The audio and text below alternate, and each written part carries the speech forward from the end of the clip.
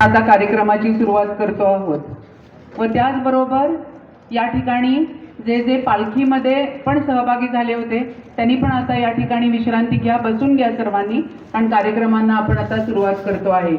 ढोल पण सर्वांनी कृपया करून विश्रांती घ्या, आपण जागेवर बसायला हरकत नाहीये सर्वांनी।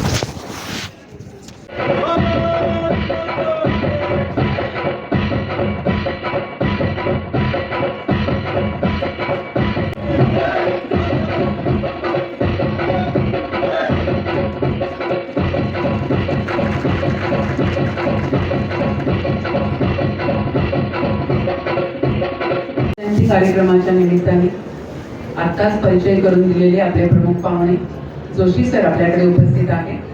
ते उपस्थितांना आता मार्गदर्शन करतील। नमस्कार। आजच्या या प्रसंगी महाविद्यालयाचे प्राचार्य डॉक्टर खरात सर, आजचे प्रमुख पाहुणे श्री गणेश राऊत सर, इथे जमलेले सर्व प्राध्यापक आणि विद्यार्थी मित्रांनो, आज तुमच्यासमोर छत्रपती शिवाजी महाराजांच्या काही पैलूंवर बोलताना मला मनापासून आनंद होत आहे।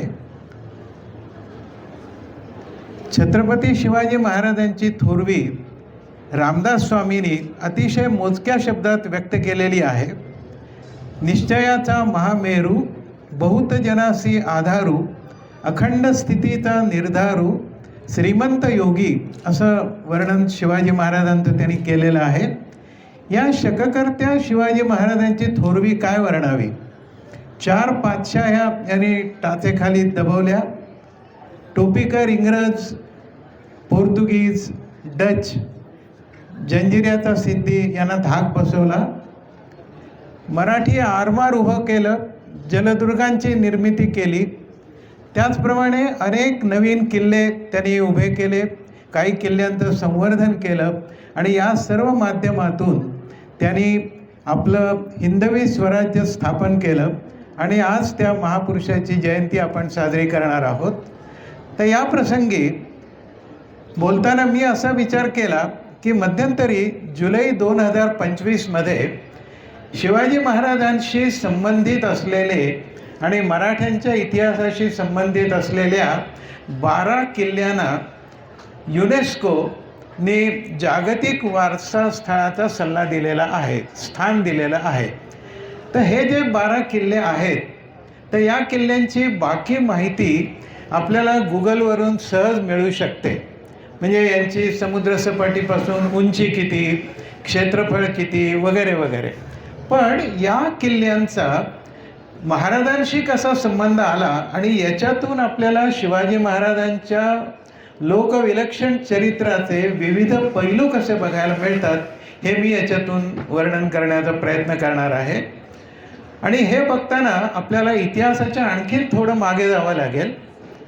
साधारण 1293च्या डिसेंबरमध्ये दिल्लीहून अल्लाउद्दीन खिलजीने देवगिरीच्या प्रचंड बलाढ्य रामदेवराय राजावर हल्ला केला आणि तिथे पूर्ण विनाश झाला। ते राज्य मांडलिक झालं आणि इथून पुढे परकीयांची सत्ता इथे प्रस्थापित व्हायला लागली। या विरुद्ध 2 अयशस्वी उठाव झाले, एक 1312 साली झाला आणि एक 1318 साली झाला। दोन्ही वेळेला मराठे जिंकत आले होते, लढाई चाललेली होती, लोक शूर होते, कुठेच कमी नव्हती, निष्ठा होती। पण निष्ठा जी होती ती व्यक्ती केंद्रित निष्ठा होती आणि त्यामुळे प्रमुख माणूस पडल्यानंतर किंवा तो पकडला गेल्यानंतर लोकांचं मनोधैर्य संपत होतं आणि हाती आलेला विजय जात होता।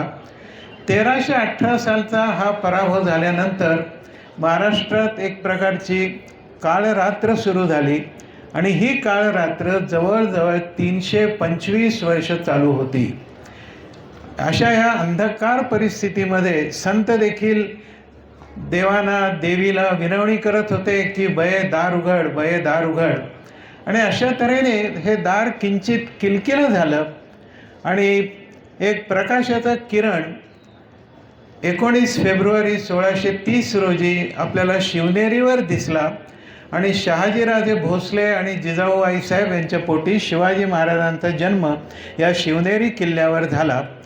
युनेस्कोने जे 12 किल्ले वारसा स्थळ म्हणून जाहीर केले त्यातला पहिला जो किल्ला आहे तो हा शिवनेरी किल्ला आहे. इथे महाराजांचं बालपण गेलं, जवळजवळ 6 वर्ष त्यांची इथे गेलेली आहेत. त्यांच्यावर सर्व संस्कार जे झाले ते इथे झालेले आहेत. नंतर महाराज आणि जिजाऊ आईसाहेब पुण्यात आल्या. पुणे हे शहाजी महाराजांचं जहागिरीचं गाव होतं. पुण्यावरून गाढवाचा नांगर फिरवला होता आणि ते वसणार नाही असं ठरवलं गेलं होतं. तर त्या पुण्यात परत जिजाऊ आईसाहेबांनी येऊन वस्ती सुरू केली. कुठलंही चांगलं काम करताना आपण गणेशाची पूजा करतो, गणपतीची पूजा केली आणि तो म्हणजे पुण्यातलं ग्रामदैवत कसबा गणपती. याच्या शेजारीच लाल महाल बांधला जिथे शिवाजी महाराजांचं पहिलं वास्तव्य होतं. इथून शिवाजी महाराजांनी आपले स्वराज्य स्थापनेचे उद्योग सुरू केले. रायरेश्वराच्या पठारावर स्वराज्य स्थापनेची शपथ घेतली आणि विजापूरकरांच्या ताब्यातून पहिला किल्ला घेतला तो हा तोरणा किल्ला. शिवाजी महाराजांची नजर चौफेर असायची. त्यांची ज्याला आपण दूरदृष्टी म्हणतो, व्हिजन म्हणतो, हे सुद्धा आपल्याला ठिकठिकाणी दिसून येतं. तोरण्याच्याच पलीकडे बाजूला 8 किलोमीटरवर एक प्रचंड मोठा डोंगर होता, मुरुम देवाचा डोंगर. या डोंगराकडे नेमकं महाराजांचं लक्ष गेलं आणि त्यांनी या डोंगरावर एक बलाढ्य आणि बेलाग किल्ला उभा केला. हीच स्वराज्याची पहिली राजधानी आणि किल्ले राजगड. या राजगडावर पुढचे अनेक वर्ष शिवाजी महाराजांचं वास्तव्य झालं आणि महाराजांच्या आयुष्यातल्या बऱ्याच मोठे संघर्ष, अफजल खान वध असेल, सिद्दीजोहरची मोहीम असेल, शाहिस्ते खान, मिर्झा राजे जयसिंग, नंतर आग्रा विजयला भेट आणि तिथून सुटका, हे बरेचसे प्रसंग या राजगडाच्या साक्षीने घडलेले आहेत. ही स्वराज्याची दुसरी राजधानी. आता राजगड निवडण्यात मागे कारण काय, तर इथे परत आपल्याला महाराजांची विजन दिसते की मोकळ्या मैदानात आपल्याला इतक्या कमी तुटपुंजा माणसानिशी आणि सामग्रीनिशी एवढ्या बलाढ्य पातशाह्यांचा सामना करता आला नसता आणि त्यासाठी सह्याद्री आणि त्यातली निबिड जंगलं आणि समुद्र यांचा उपयोग शिवाजी महाराजांनी करून घेतला. इथे त्यांची दूरदृष्टी दिसते आणि त्यातून साकारलेला राजगड हा या वारसा किल्ल्यांमधला दुसरा किल्ला. या सर्व उद्योगांमध्ये असताना शिवाजी महाराजांच्या ताब्यात जावळीचा मुलूख आला. तिथे सह्याद्रीच्या प्रचंड डोंगर रांगा, त्याच्यानंतर घनदाट जंगलं, चोरवाटा, घाट, अशा संबंध हा प्रदेश होता. इथलं जंगल इतकं निबिड होतं की शिवशाहीर पद्मविभूषण कैलासवासी बाबासाहेब पुरंदरे यांनी असं म्हणून ठेवलं आहे की हिडिंबेच्या केसातली ऊस सापडेल पण जावळीच्या जंगलात लपलेला हत्ती सापडणार नाही. आणि असा हे जावळीचं प्रचंड जंगल होतं. इथे महाराजांची परत एकदा दूरदृष्टी दिसून येते की त्यांनी ह्या जंगलात त्यांना त्या डोंगरांमध्ये एक प्रचंड डोंगर दिसला. त्याचं नाव होतं भोरप्या डोंगर. आणि या भोरप्या डोंगरावर महाराजांनी मोरोपंत पिंगळ्यांना आज्ञा केली की या डोंगरावर तटबंदीचं पागोटं चढवा. मोरोपंत पेशव्यांनी हे काम सुरू केलं आणि एक अतिशय सुंदर किल्ला याच्यातून साकार झाला आणि तो म्हणजे प्रतापगड. हा जो तिसरा वारसा गडातला किल्ला आहे तो प्रतापगड इथे साकार झाला. इथे महाराजांच्या चरित्रातला आणखीन एक गुण आपल्याला दिसून येतो ज्याला आम्ही प्रोॲक्टिव्हनेस म्हणतो. जे उद्या काय घडणार आहे त्या दृष्टीने आजच आपल्याला त्याची तजवीज करायला पाहिजे. तहान लागल्यानंतर विहीर खणून उपयोग नाही, तर तहान लागणार आहे हे ओळखून आधीच विहीर खणायला सुरुवात केली पाहिजे. आणि त्या दृष्टीने शिवाजी महाराजांनी हा प्रतापगडचा किल्ला उभा केला. नंतर मगाशी आपल्या मित्रांनी शिवाजी महाराजांच्या पोवाड्यात असं सांगितलं की अफजल खान महाराजांवर चालून आला. अफजल खानाचं सैन्य प्रचंड होतं, त्याची ताकद प्रचंड होती, त्याचा दरारा प्रचंड होता आणि या सर्व पार्श्वभूमीवर त्याला तोंड देणं हे उघड्या मैदानावर जर केलं असतं तर तो आत्मघात झाला असता. आणि म्हणून महाराजांनी प्रतापगड आणि जावळीचं खोरं ही समरभूमी महाराजांनी स्वतः निवडलेली आहे. आणि महाराजांनी अनेक प्रयत्न करून अफजल खानाला तिथे आणला.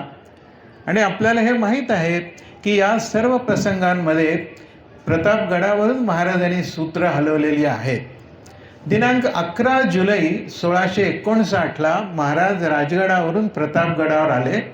अफजल खान अजूनही वाईत आणि इकडे येतच होता.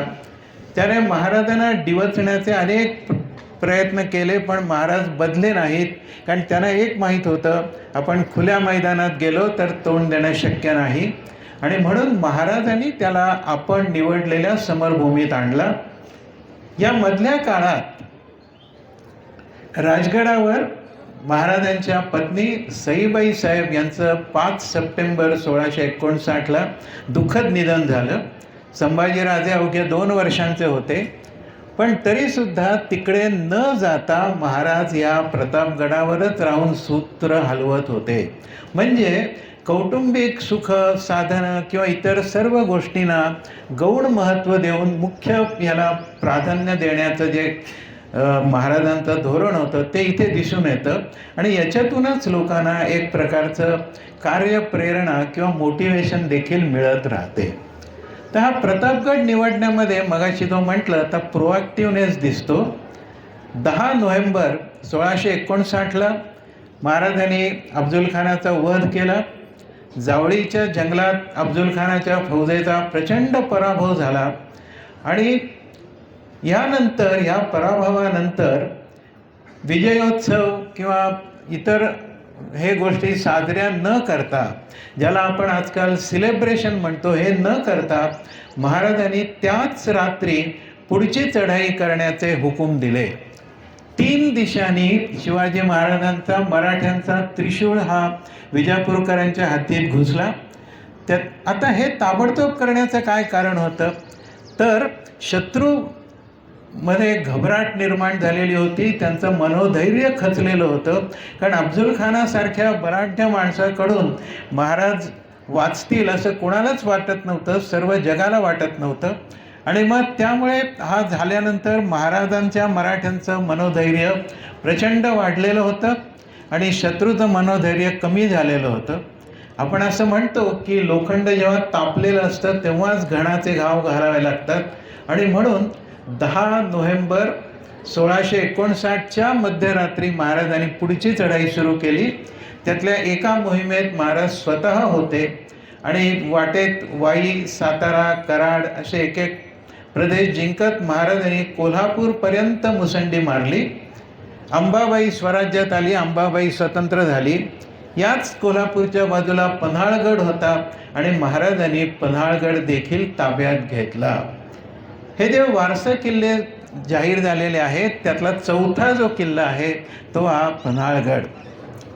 महाराजांचा हा जो पराक्रम चाललेला होता त्यामुळे अतिशय क्रोधित झालेल्या आदिलशहाने महाराजांवर आणखीन एक पेटता बाण सोडला, तो म्हणजे सिद्धी जोहर. मागच्या अनुभवाने शहाणा झालेला हा सिद्धी जोहर महाराजांवर चालून आला. आता महाराजांनी मात्र ठरवलं की ह्याला स्वराज्याच्या सीमेवरच रोखलं पाहिजे. कारण आपण जर आत गेलो आणि परत एखाद्या राजगडावर किंवा प्रतापगडावर जर आपण गेलो तर परत शत्रू तिथे येईल, आलेलं स्वराज्य परत जाईल, रयतेला त्रास होईल. आणि म्हणून स्वराज्याच्या सीमेवर त्याला रोखायचं. आणि म्हणून महाराज पन्हाळगडावर होते. सिद्धी जोहाराचा वेढा खूप मोठा आवळलेला होता. तिथून बाहेर पडणं कोणालाही शक्य नव्हतं. 2 प्रयत्न अयशस्वी झाले वेढा फोडण्याचे. याच दरम्यान दिल्लीहून औरंगजेबाने प्रत्यक्ष आपला मामा आणि सरदार शाहिस्ते खान याला 1.25 लाख फौजेनिशी पुण्यात पाठवलेलं दख्खनवर. त्याने पुण्यात येऊन लाल महालात आपलं ठिकाण वसवलेलं होतं आणि तिथूनच त्याची सगळे महाराष्ट्रभर फौजा पाठवून विनाश करण्याचं काम चालू होतं. म्हणून महाराजांना पन्हाळगडावरून सुटणं आवश्यक होतं. आणि 12 जुलै 1660च्या मध्यरात्री महाराजांनी पन्हाळगड सोडला. त्याच्या आधी त्यांनी सिद्धिविहारला शरणागतीत येतो आणि 13 जुलैला शरण येतो म्हणून सांगितलं होतं.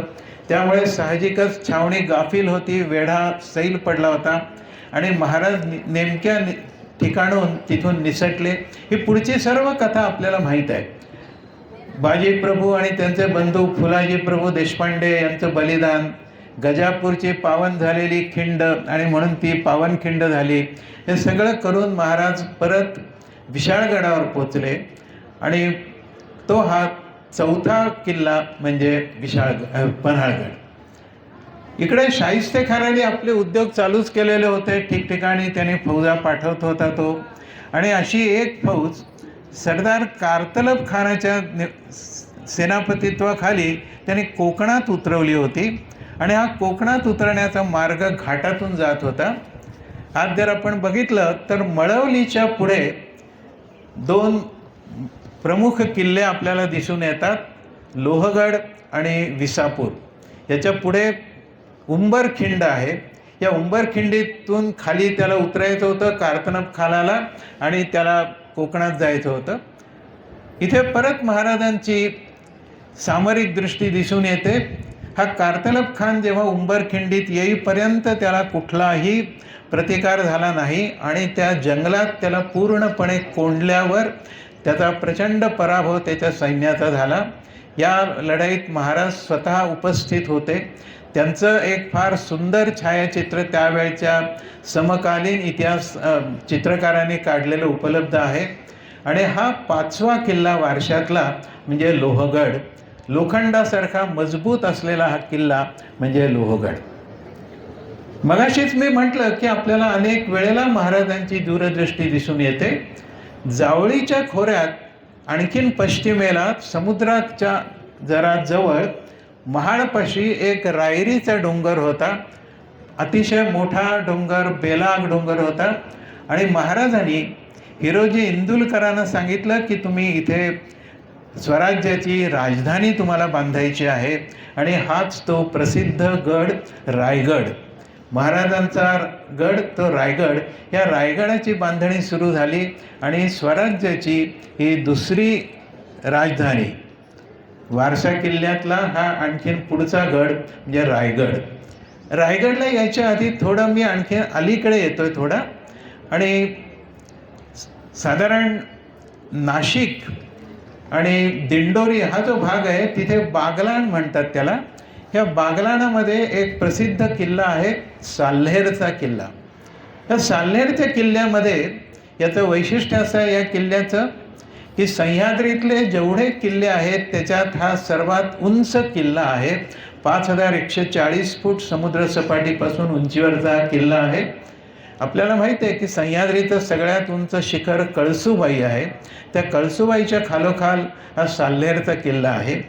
या साल्हेरच्या किल्ल्याच्या खाली मोगलांशी महाराजांची लढाई झाली, मराठ्यांची लढाई झाली.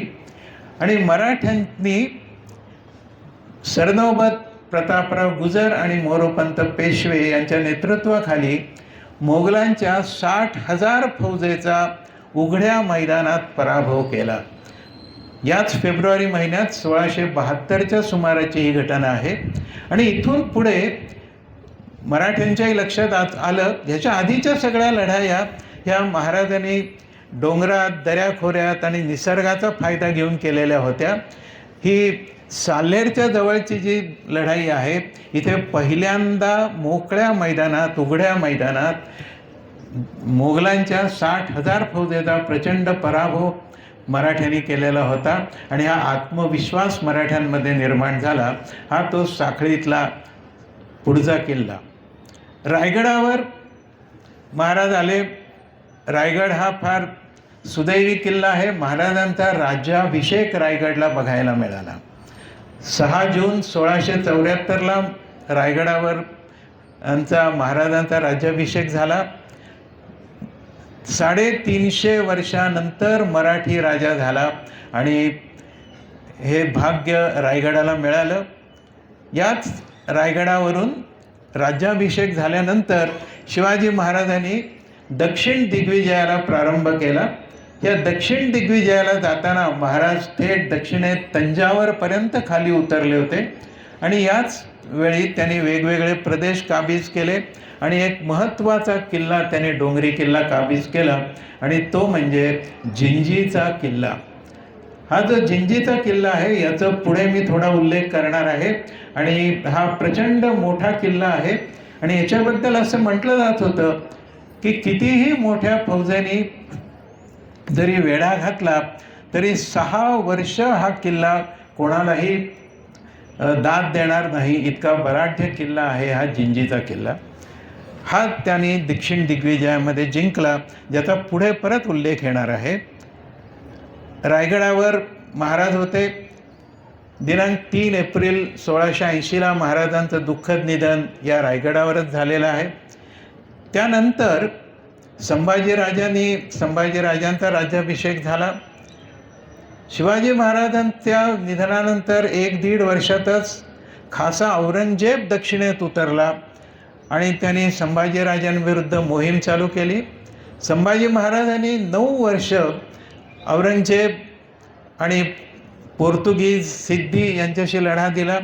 दुर्दैवाने 1689मध्ये ते पकडले गेले. औरंगजेबाने अतिशय हाल करून त्यांचा वध केला, त्याने हौतात्म्य पत्करलं आणि यानंतर रायगड पण पडणार होता. त्याच्या आत येसूबाई वहिनी साहेब ज्या संभाजीराजांच्या पत्नी होत्या त्यांनी राजाराम महाराजांचा राज्याभिषेक केला आणि राजाराम महाराज तिथून रायगड पडायच्या आत निसटले आणि ते दक्षिणेत गेले आणि त्यांनी जिंजीमधनं हा स्वराज्याचा लढा चालू केला. पुढे 1700 सालपर्यंत हा लढा चालू होता आणि औरंगजेबाला काहीही करता आलं नाही. हा जो वारसा किल्ल्यातला महत्त्वाचा पुढचा किल्ला आहे तो म्हणजे हा जिंजीचा किल्ला.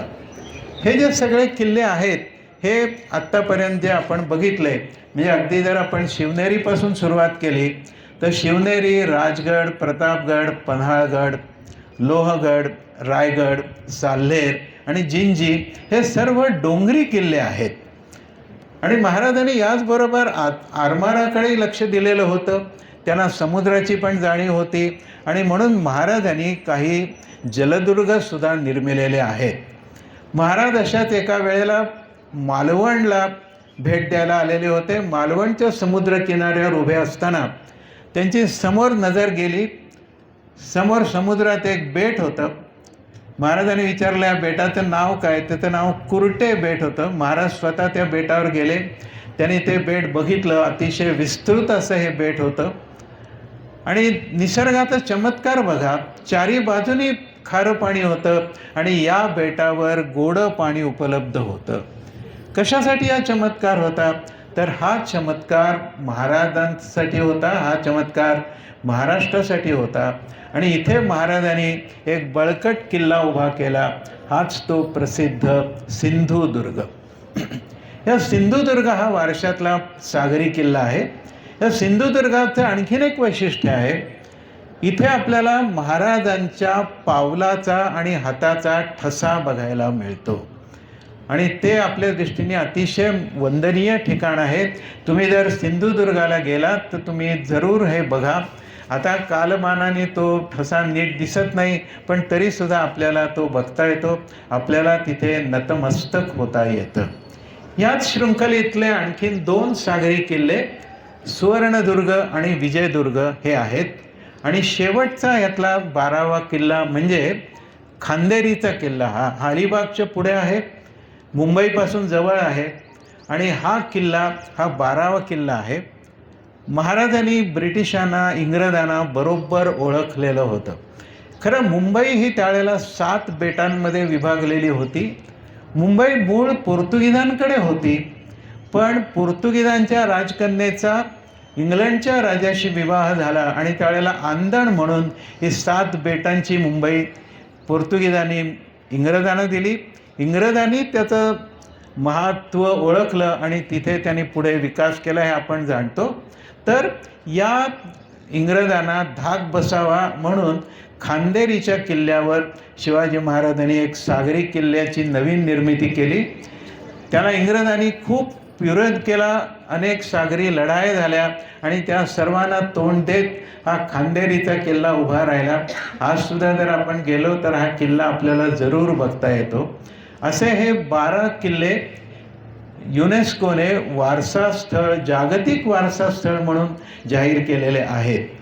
पण आज आपण हे किल्ले किंवा इतर कुठलेही किल्ले जर बघितले तर आपल्याला काय दिसतं?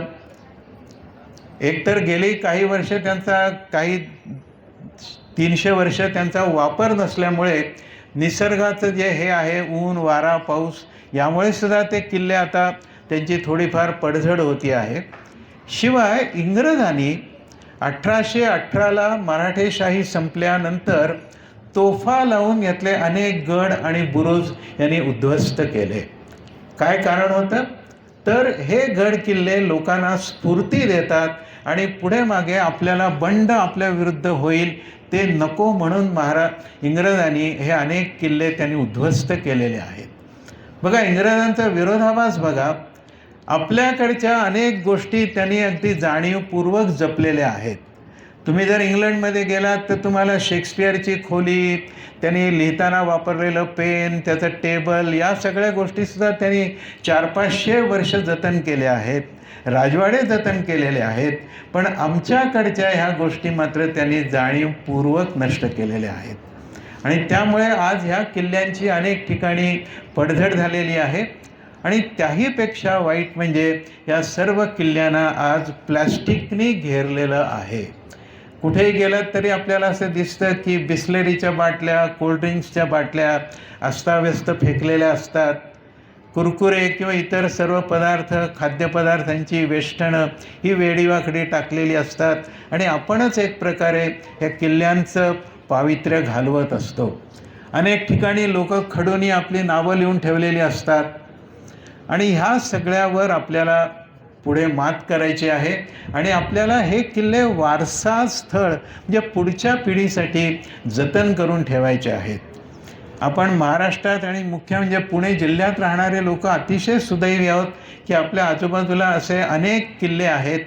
माझी तुम्हाला सर्वांना विनंती आहे, तुम्ही जातही असाल पण तुम्ही ह्या किल्ल्यांना जरूर भेटी द्या. हे किल्ले बघा, कशा अवघड परिस्थितीत ते बांधले गेले असतील, कशा अवघड परिस्थितीत लोकांनी आपलं रक्त सांडून ते किल्ल्यांचं रक्षण केलं असेल, हे सर्व बघण्यासारखं आहे. याच्यापासूनच आपल्याला स्फूर्ती मिळू शकते. हे तुम्ही जरूर बघा आणि याच्यातून आपल्याला केवळ आपल्याला शिवाजी महाराजांचा जय जयकार करून होणार नाही, तर त्यांचं चारित्र्य, त्यांचा धीरोदात्तपणा, या सर्व गोष्टी आपल्याला आपल्यामध्ये समाविष्ट करून घ्यायच्या आहेत. मला वाटतं एवढं बोलून मी थांबतो. तुम्ही बराच वेळा हा कार्यक्रम चालू आहे. वक्त्याला कुठे थांबायचं हेही कळलं पाहिजे, कारण रबर जास्त ताणून उपयोग नसतं, ताणलं तर रबर देखील तुटतं. त्यामुळे तुमच्या सहनशक्तीला आणि पेशन्सला जास्त न ताणता मी इथेच थांबतो. आज मला या प्रसंगी इथे बोलावून शिवाजी महाराजांवर आणि त्यांच्या या गडकोटांवर आपले विचार मांडण्याची मला संधी मिळाली. याबद्दल मॉडर्न कॉलेजचे प्राचार्य डॉक्टर संजय खरात आणि हेरिटेज वॉकचे मुख्य प्राध्यापक डॉक्टर राऊत सर यांचे मी मनापासून आभार मानतो. तुम्ही शांतपणे हे ऐकून घेतलं त्याबद्दल तुमचे देखील आभार मानतो आणि थांबतो. धन्यवाद. 9 मिनिटं 59 सेकंदांनी माझं भाषण संपलेलं असेल. श्रोत्यांना उन्हामध्ये बसण्याची फार वेळ शिक्षा होऊ नये म्हणून मी वेळेमध्ये भाषण संपेन. आदरणीय खरात सर आणि इथं उपस्थित असणारे विद्यार्थी आणि प्राध्यापक मित्र हो, 1526 पासून मध्ययुगाच्या भारताच्या इतिहासामध्ये एकाही मुघल राज्यकर्त्यानं ना आरमार उभारलं ना जलदुर्ग उभारले. अशा वेळेला 1526 पासून मुघलांच्या एकाही सम्राटाच्या जवळ पोचणं मराठी माणसाला शक्य झालं नाही. मुघलांची छावणी जिथं पडत होती त्या मुघलांच्या छावणीच्या सम्राटाच्या तंबूपासून जवळजवळ 1.5 ते 2 किलोमीटर अंतराच्या परिसरामध्ये एकाही माणसाला जायची परवानगी नव्हती. अशा वेळेला 1.5 लाख फौजेचा गराडा पडलेला असताना 2 माणसांनी असं ठरवलं, प्रत्यक्ष सम्राटाच्या वरती हल्ला केला पाहिजे. त्याच्या तंबूचे सोन्याचे कळस कापून नेले पाहिजेत आणि संताजी घोरपडे आणि त्यांच्या सहकाऱ्यांनी 1526 नंतर भारताच्या इतिहासामध्ये कधीही न घडलेली अभूतपूर्व घटना करून दाखवली. औरंगजेबाच्या छावणीचे कळस कापले आणि कोणीतरी जेव्हा संताजींना विचारलं तुम्ही हे कसं काय केलं, आम्ही शिवाजी महाराजांच्या तालमीत तयार झालेली माणसं आहोत असं उत्तर त्यांनी दिलेलं होतं. मला असं वाटतं मृत्यूच्या त्या कराल दाढेमध्ये शिरणं आणि मृत्यूची प्रेरणा देणं याच्याशिवाय मोठं कर्तृत्व मध्ययुगामध्ये कोणालाही जमलेलं नाही. नरहर कुरुंदकरांनी असं म्हटलंय की जनतेच्या स्वातंत्र्याच्या आकांक्षेचा तो प्रतिनिधी आहे. सुभेदार नरवीर तानाजीराव मालुसरे खरं म्हणजे महाराजांना असं म्हणू शकले असते, महाराज सिंहगडही तिथंच आहे, तुम्ही तिथेच आहात, मुलाचं लग्न होऊ द्या, नातवंड होऊ द्यात, मग पुढे बघता येईल, सिंहगड काही जागेवरून पळून जाणार नाही. माणसाच्या मनामध्ये मृत्यूची प्रेरणा निर्माण करणं हे खरं नेत्याचं कौशल्य असतं. आणि मग मध्ययुगाच्या इतिहासामध्ये अशी प्रेरणा देणारे छत्रपती शिवाजी महाराज हे एकमेव व्यक्तिमत्व आहे. खरं म्हणजे मुघल सत्तेकडे किती अफाट ताकद आहे याची आपण कल्पना करू शकत नाही. आजचा भारत, आजचा पाकिस्तान, आजचा बांगलादेश, आजचा अफगाणिस्तानचा काही प्रदेश, 22 सुभ्यांचं राज्य असणारा औरंगजेब आणि त्याच्या विरोधामध्ये लढायला उभे राहिलेले आहेत. केवळ पुणे जिल्हा असेल, इंदापूरचा काही भाग असेल, सुप्याचा काही भाग असेल, असा फक्त जहागिरीचा प्रदेश. अशा वेळेला मध्ययुगामध्ये जर कोणाला विजय मिळणार असेल तर तो आपण तत्वांच्या मागे गेलं पाहिजे. आणि जर कुठली तत्व द्यायचं असेल या जनतेला तर ते स्वराज्याचं तत्व होतं. मुद्रा भद्राय राजते, welfare of the society, welfare of the common man. हे स्वप्न जर मध्ययुगामध्ये पहिल्यांदा कोणी पाहिलं असेल तर ते महाराजांनी पाहिलं. सर्वसामान्य जनतेची इस्टेट ही स्वतःची इस्टेट आहे असं मानायच्या कालखंडामध्ये राजे असं सांगतात, जर का तुम्ही रयतेच्या भाजेच्या देठाला जरी हात लावाल तरी हात कलम केला जाईल. मध्ययुगामध्ये अशा सर्वसामान्य माणसाच्या हिताची काळजी घेणारं ते एकमेव व्यक्तिमत्व आहे.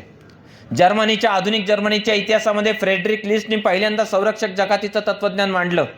बाहेर देशातून, गोव्यातून येणारं जे मीठ आहे ते स्वस्त पडतंय असं कोकणच्या सरसुभेदारांनी महाराजांकडे तक्रार केली. महाराजांनी त्याची योग्य ती दखल घेतली. परदेशातून येणाऱ्या मिठावरती कर लादला. स्वराज्यातलं मीठ स्वस्तामध्ये पडायला लागलं. जगाच्या इतिहासामध्ये संरक्षक जकातीचं तत्वज्ञान मध्ययुगामध्ये जर पहिल्यांदा कोणी पुढे आणलं असेल तर ते छत्रपती शिवाजी महाराजांनी मांडलं. अर्थशास्त्रातलं यांना कसं कळलं असेल? इंग्रजांनी असं लिहून ठेवलं, या माणसाचा जन्म जर समुद्राच्या किनारी झाला असता तर कदाचित आम्हाला इथे पाऊलं टाकू दिलं नसतं. इंग्रजांचं आक्रमण ओळखणं, फ्रेंचांचं आक्रमण ओळखणं, पोर्तुगीजांचं आक्रमण ओळखणं, डच, सिद्धी या सगळ्या 5 विदेशी सत्तांशी सामना दिला. आदिलशाहीशी सामना देणं असेल, मुघलांशी सामना देणं असेल, एकाच वेळी 7 शत्रूंशी लढायचं आणि स्वतःचं स्वराज्य स्थापन करायचं. हे स्वराज्य कसं स्थापन केलं? 1761ला अहमद शाह अब्दालीची स्वारी भारतावरती झाली. अब्दालीची 5वी स्वारी होती. अशा वेळेला शीख नाही म्हणाले, रोहिले नाही म्हणाले, जाट नाही म्हणाले. अशा वेळेला हा हिंदुस्थान आमचं आहे अशी भूमिका संपूर्ण हिंदुस्थानच्या इतिहासामध्ये जर कोणी घेतली असेल तर ती महाराष्ट्रानं घेतली. मरता तव हटता इति मरहट्टा हे ध्येय जर कोणी पूर्ण केलं असेल स्वप्न, तर ते आधुनिक भारताच्या इतिहासामध्ये फक्त मराठ्यांनी केलं. 1761ला ही उत्तर दिशा वाचवण्यासाठी पुन्हा एकदा हिमालयाच्या रक्षणार्थ सह्याद्री धावला. 3 लाख लोक निघालेले होते. यांचं नेतृत्व करणारे सदाशिवराव विश्वासराव हे साधारणतः तिशीच्या घरातली माणसं. 3 लाख लोक रोज जाणार म्हणजे साधारणतः 4 भाकऱ्या खाणार. 12 लाख भाकऱ्या, 1 लाख घोडदळ म्हणजे 4 लाख पाय, 4 लाख पाय म्हणजे 4 लाख नाला, 4 लाख नाला म्हणजे 16 लाख खिळे. एवढं लोखंड पाहिजे.